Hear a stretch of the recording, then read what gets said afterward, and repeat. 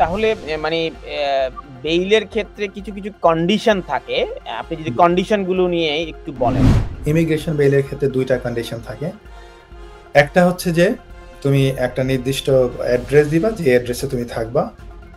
আর দ্বিতীয়ত হচ্ছে যে তুমি নিয়মিত রিপোর্টিং করবা নির্দিষ্ট হোম অফিসের নির্দিষ্ট একটা জায়গায়। এই ২ টা কন্ডিশন একদম ভেরি কমন। এই কন্ডিশনটা ব্রিচ যদি করে কেউ, তাহলে হোম অফিস যদি পেতে পারে, তখন তাকে আবার ডিটেইন করতে পারে। ডিটেনশনে নেওয়ার ঠিক কতদিন পর আসলে এই বেলগুলো পাওয়া যায়? ধরেন একজন আইনজীবীর সাথে যোগাযোগ করা হলো এবং এই প্রসেসটা আপনি শুরু করলেন একজন আইনজীবী হিসেবে। ঠিক কতদিনের মধ্যে তাকে আপনি বেইল করাতে পারবেন? প্রথম কাজ হচ্ছে ওনার হিস্ট্রিটা দেখে কোনো প্রকার অ্যাপ্লিকেশন রয়েছে কিনা, কোনো প্রকার অ্যাপ্লিকেশন উনি অতীতে করেছিল, সেইটার উপর ভিত্তি করে কোনো ফার্দার অ্যাপ্লিকেশন করা যাবে কিনা, সেই বিষয়গুলি প্রধানত বিবেচনা করা। আপনি একটা প্রশ্ন করেছিলেন যে কতদিন কোনো ডিটেইনিকে ম্যাক্সিমাম আটকে রাখা যায়। There is absolutely no law or rules about it. কোনো সময়সীমা নাই। আপনি যদি কাউকে ইনডেফিনিট ভাবে আটকে রাখতে চান, ল এখানে কোনো বাধা নাই, সারা জীবন তাকে আটকে রাখা দেবে। বাট প্রশ্ন হচ্ছে, this is not going to be fair, this is not going to be reasonable. So এইটার কারণে আপনি কিন্তু আমরা দেখেছি যে প্রায় ৯৮%ই আপনার ৬ মাসের মধ্যে তাদেরকে ছেড়ে দেওয়া হচ্ছে অথবা বেইলে যাচ্ছে। Stonebridge Legal Solutions Limited, your trusted immigration partner. তাহলে মানে বেইলের ক্ষেত্রে কিছু, কিছু কন্ডিশন থাকে। আপনি যদি কন্ডিশন গুলো নিয়ে একটু বলেন। যে কন্ডিশনটাই বলছিলাম, যে কন্ডিশনটা হচ্ছে যে সাধারণত ইমিগ্রেশন বেইলের ক্ষেত্রে ২ টা কন্ডিশন থাকে। একটা হচ্ছে যে তুমি একটা নির্দিষ্ট অ্যাড্রেস দিবা, যে অ্যাড্রেসে তুমি থাকবা। আর দ্বিতীয়ত হচ্ছে যে তুমি নিয়মিত রিপোর্টিং করবা নির্দিষ্ট হোম অফিসের নির্দিষ্ট একটা জায়গায়। এই ২ টা কন্ডিশন একদম ভেরি কমন। এই কন্ডিশনটা ব্রিচ যদি করে কেউ, তাহলে হোম অফিস যদি পেতে পারে, তখন তাকে আবার ডিটেইন করতে পারে।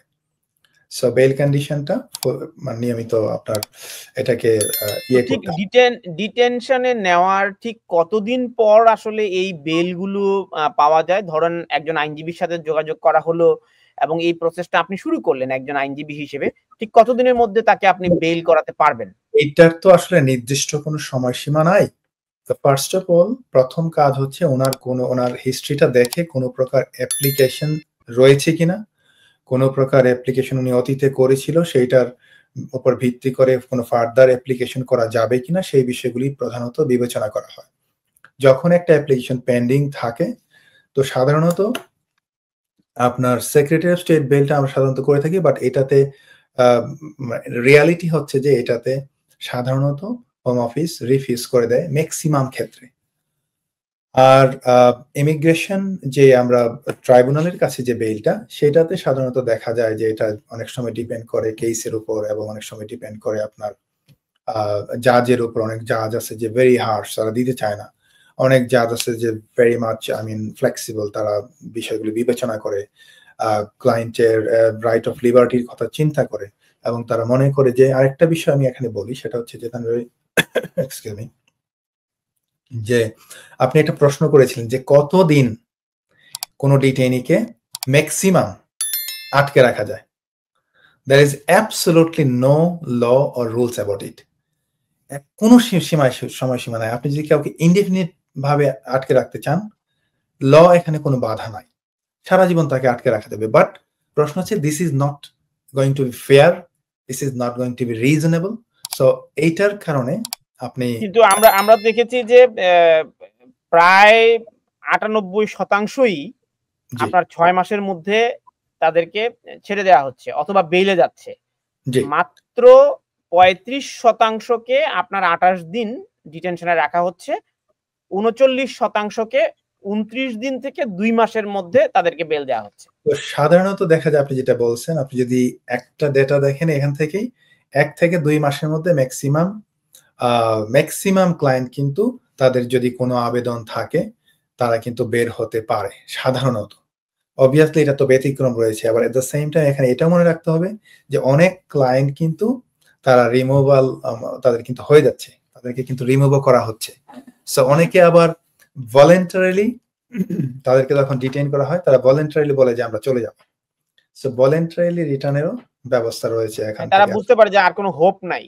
জি, তারা যখন চিন্তা করে যে আমাদের কোনো অ্যাপ্লিকেশনস নাই, আমি শুধু আননেসেসারি সময় ক্ষেপণ করে তো লাভ নাই। সো তারা চাইলে ভলেন্টারিলি তাদেরকে বলতে পারে। এট দ্য সেম টাইম এখানে ৩টা বিষয় ভেরি ইম্পর্টেন্ট প্রিয় দর্শকদেরকে বলবো। একটা হচ্ছে যে যখন আপনি ভলেন্টারি রিটার্ন করবেন, ভলেন্টারি রিটার্নের ক্ষেত্রে আপনি যখন সে ফর এক্সাম্পল আপনি একজন ওভারস্টেয়ার, আপনি যদি নিজে টিকিট কেটে নিজের দেশে চলে যান, ভলেন্টারি রিটার্ন করেন, সেই ক্ষেত্রে আপনি পরবর্তী যে কোনো অ্যাপ্লিকেশন করার ক্ষেত্রে আপনার সাধারণত ১ বছর ব্যান থাকে।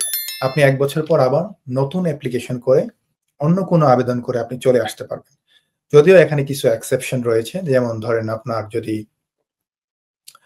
স্পাউস অফ এ সেটেলড পারসনের ক্ষেত্রে আপনার এই ব্যারিয়ারটা কাজে লাগে না, আপনি দেশে গিয়ে আপনি সাথে অ্যাপ্লিকেশন করতে পারবেন। আর যদি আপনি ডিটেনশনে থাকেন এবং ডিটেনশনে থেকে যদি আপনি ভলেন্টারি রিটার্ন করেন আপনার নিজের টাকায়, সাধারণত আপনি ৫ বছরের জন্য ব্যান হবেন। আর যদি ডিটেনশনে থেকে ইউকে হোম অফিসে বা গভর্নমেন্টের পয়সায় আপনি রিটার্ন চলে যান, সেই ক্ষেত্রে সাধারণত ১০ বছর পর্যন্ত আপনার ব্যান হতে পারে। আপনি পরবর্তী ১০ বছর পরে হয়তো আপনাকে কোনো প্রকার অ্যাপ্লিকেশন করতে পারবেন। ব্যানটা কেন? এই ব্যানটার কারণ কি? ওনাকে তো ধরে নিয়ে গেল, আবার ডিপোর্ট করে দিল। তো ডিপোর্ট করে দিলে আবার কি এখানে একটা কি পানিশমেন্ট যে তুমি আর আসতে পারবে না? না, অবভিয়াসলি এটা তো একটা কাইন্ড অফ পানিশমেন্ট এই কারণে যে আপনি এখানে এসেছিলেন, আপনি তো ভদ্রভাবে থাকেন নাই, আপনার ভিসা শেষ হয়ে গেছে, আপনি এখনো অবৈধভাবে কাজ করছেন, তার মানে আপনার তো ব্যাড ক্যারেক্টারের যে ডেফিনেশন, যে সেখানে তো আপনার ক্যারেক্টার তো গুড না। হ্যাঁ, তো গুড ক্যারেক্টার তো না, আপনার under immigration rules good character হতে হলে আপনি যদি ইমিগ্রেশন ব্রিচ করেন, এটা one of them. So obviously আপনাকে এদেশে থাকলে আপনাকে ভিসা শেষ হয়ে যাওয়ার আগে আপনাকে আবেদন করতে হবে, বা আপনি যেসব কন্ডিশন রয়েছে আপনার লিভ টু রিমেইন এর ক্ষেত্রে, সেইগুলো আপনাকে মেনে চলতে হবে। তো এগুলো যদি আপনি ব্রিচ করেন, obviously you are breaching the immigration rules. So আপনাকে গুড ক্যারেক্টার হিসেবে বিবেচনা করবে না।